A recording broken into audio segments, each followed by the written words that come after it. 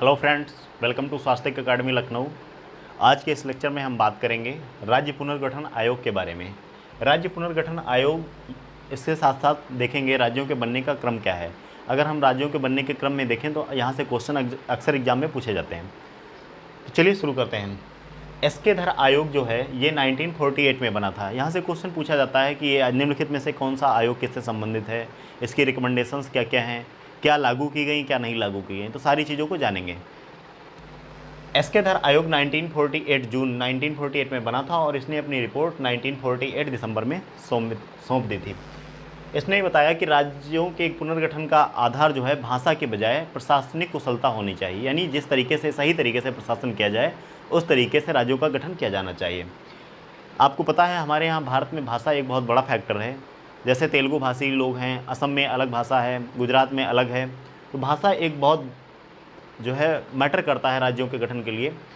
यहाँ पे अगर हम देखें तो इसके बाद इसने क्या भाषा के बजाय जो है प्रशासनिक कन्वीनियंस की बात की, एडमिनिस्ट्रेटिव कन्वीनियंस की। इसके बाद क्या हो गया, जगह जगह विरोध चालू हो गया। आपको पता होगा एक व्यक्ति थे पुटलू श्री रामुल्लू, इनका 56 दिन की भूख हड़ताल के बाद निधन भी हो गया था। तो ये भी जो है आंदोलन कर रहे थे। जेवीपी समिति जो है ये दिसंबर 1948 में बनी थी। इसमें 3 लोग थे, जवाहरलाल नेहरू, वल्लभ भाई पटेल और पट्टाभी सीतारमैया। बेसिकली इसको कहा जाता है कि ये समिति जो थी ये कांग्रेस के द्वारा बनाई गई थी। 1948 दिसंबर 1948 में बनी थी और इसने अप्रैल 1948 में अपनी रिपोर्ट सबमिट कर दी थी। डेट को याद रखिएगा, यहाँ से कभी कभी क्वेश्चन डायरेक्ट पूछ लिया जाता है। इसने क्या कहा, इसने भी भाषा को आधार मानने से रिजेक्ट कर दिया। इसने कहा कि राज्यों के गठन का आधार भाषा नहीं हो सकती है। उसके बाद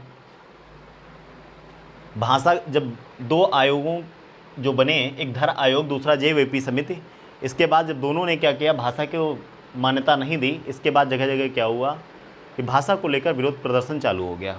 हुआ ये जब पुटलू श्री रामुलू की मृत्यु हो गई 56 दिन की भूख हड़ताल के बाद, तो आंध्र प्रदेश को 1953 में एक एक्ट पास किया गया, आंध्रा स्टेट एक्ट 1953, और भाषा के आधार पर सरकार को मजबूर होकर के मद्रास प्रेसिडेंसी से अलग करके एक राज्य बनाना पड़ा जिसका नाम था आंध्र प्रदेश। क्वेश्चन कई बार पूछा गया कि भाषा के आधार पर बनने वाला पहला राज्य कौन था, तो 1953 में आंध्र प्रदेश का गठन भाषा के आधार पर किया गया था।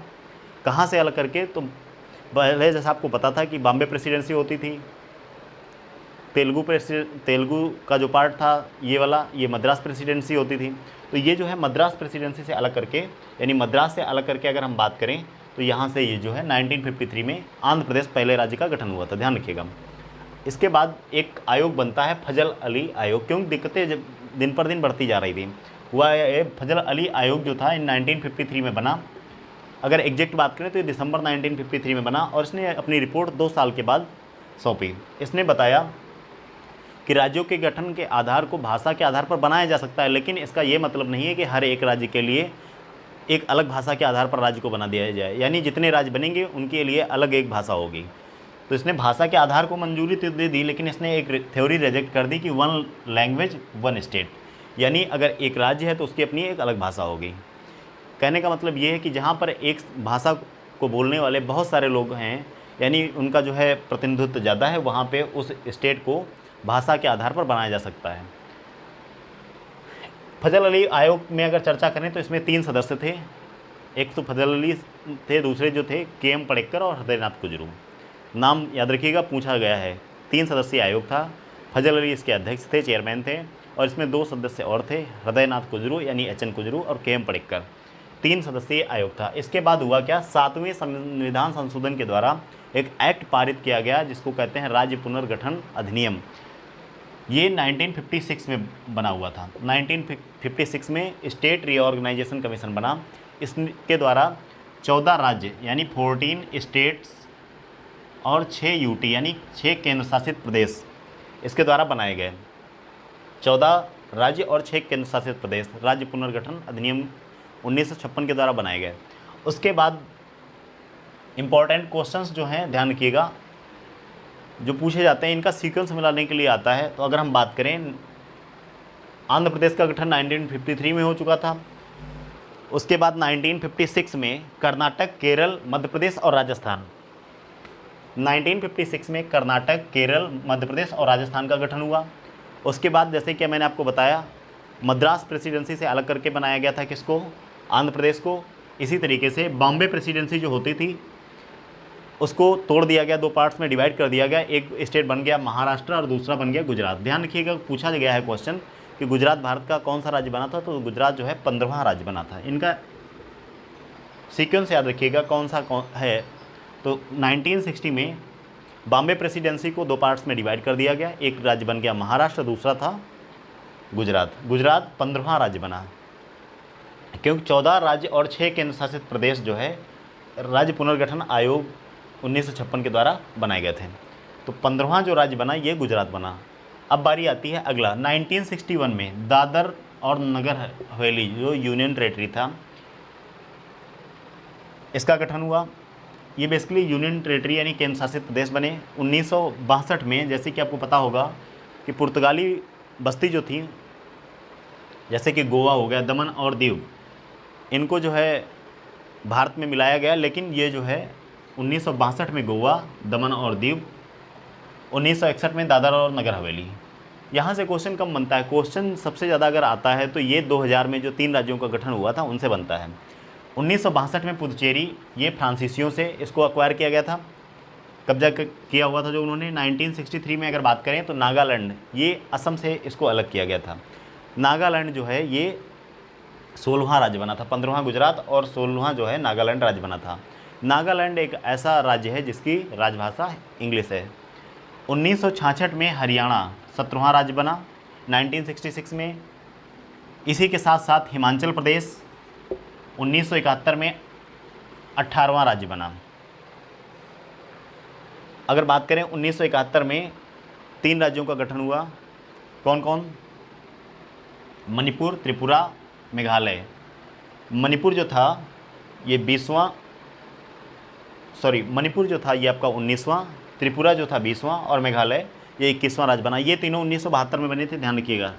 1972 में मणिपुर, मेघालय, त्रिपुरा 19, 20 और 21 ये तीनों राज्य थे।